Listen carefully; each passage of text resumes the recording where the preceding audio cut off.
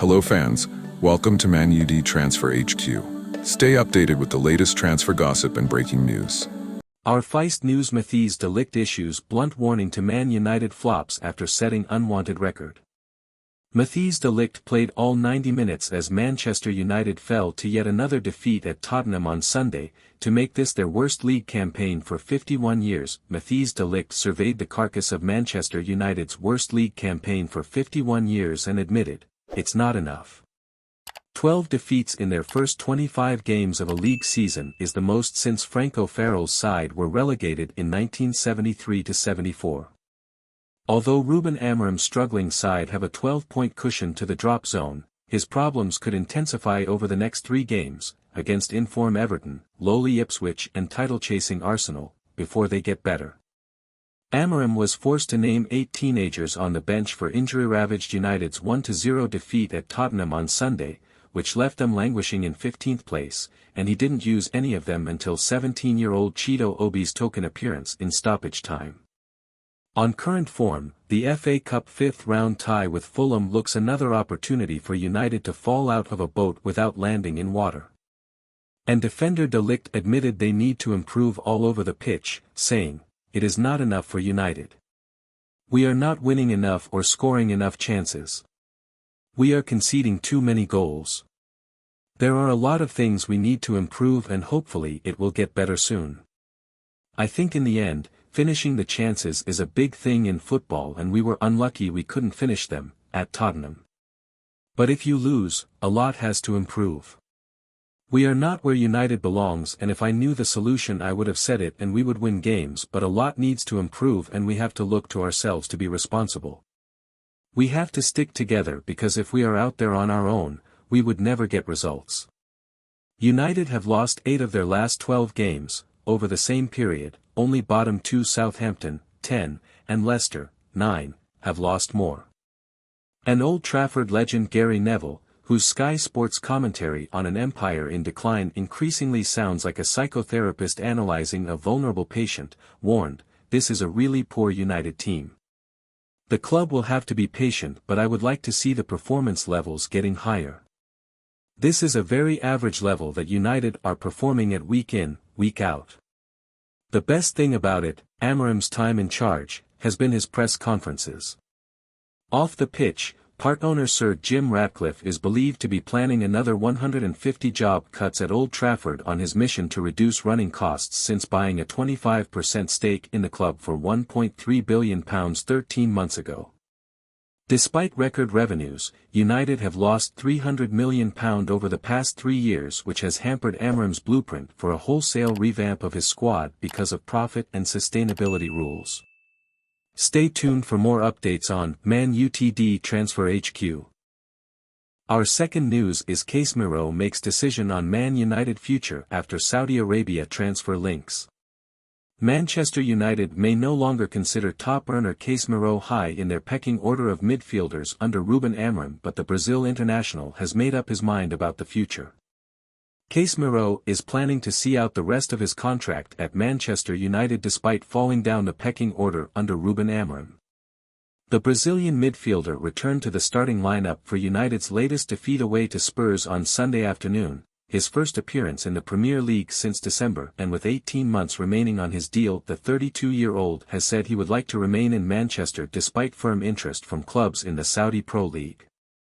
As quoted by AS, Casemiro said, "Above all, I respect Manchester United, a club to which I'm very grateful. I have a year and a half left on my contract and I'd like to fulfill it here in Manchester. I'm comfortable here and so is my family. They've adapted, we speak English. I'm very grateful to the Old Trafford fans and to the club. I'm happy at club level."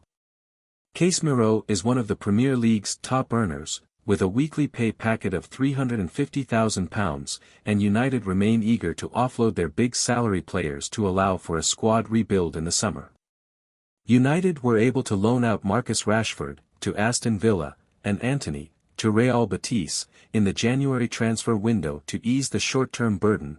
Both loan clubs are fronting up the majority of their significant salaries. But Sir Jim Ratcliffe is planning to make further redundancies to the club's non-football staff, and Amorim said before the Spurs lost that he and the squad must shoulder the blame for those cuts. He said, "Our team for a long period of time is not performing. We are buying players, spending money. And then we don't have that return. So, it's on us, these problems. People are losing their jobs, so we have to acknowledge that. The biggest problem is the football, we're not in the Champions League, so revenues aren't the same. Everybody here knows it's really hard on people who are losing jobs. The fans are always supporting us, they are amazing, and we're increasing ticket prices. We know that is our fault in the football department.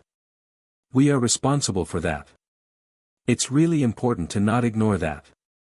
So the only way to help is to win games, to go to the Champions League. Then you don't fire a lot of people. So, we need to step up."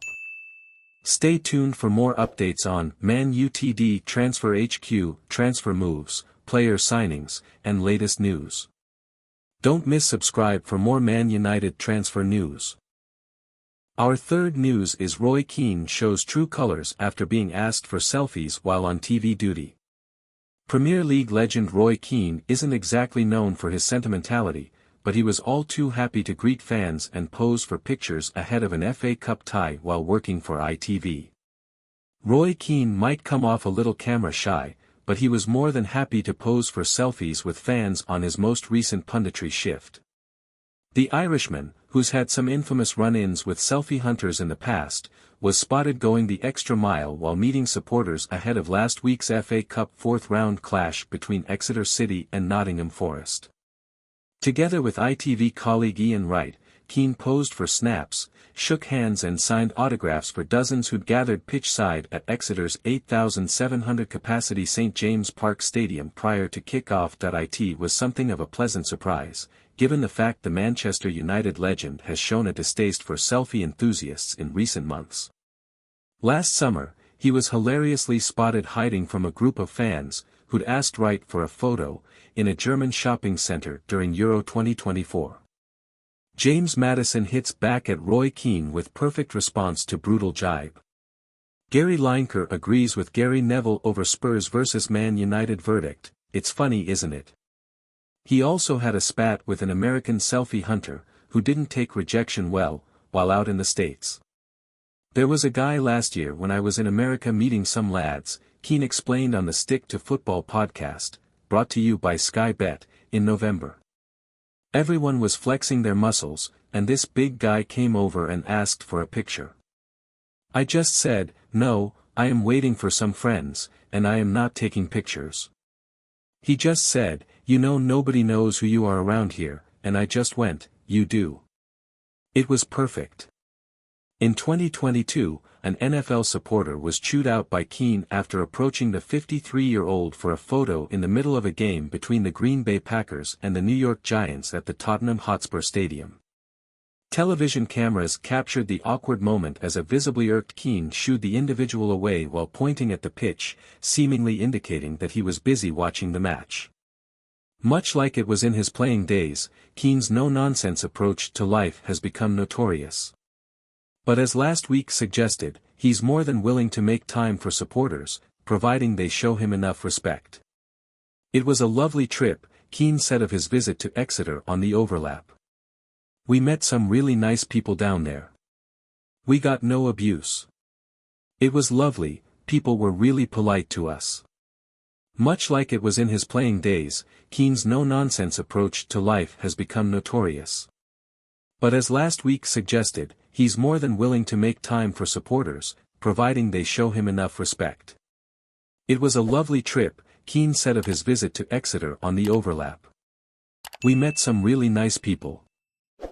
Our third news is Roy Keane shows true colors after being asked for selfies while on TV duty. Premier League legend Roy Keane isn't exactly known for his sentimentality, but he was all too happy to greet fans and pose for pictures ahead of an FA Cup tie while working for ITV.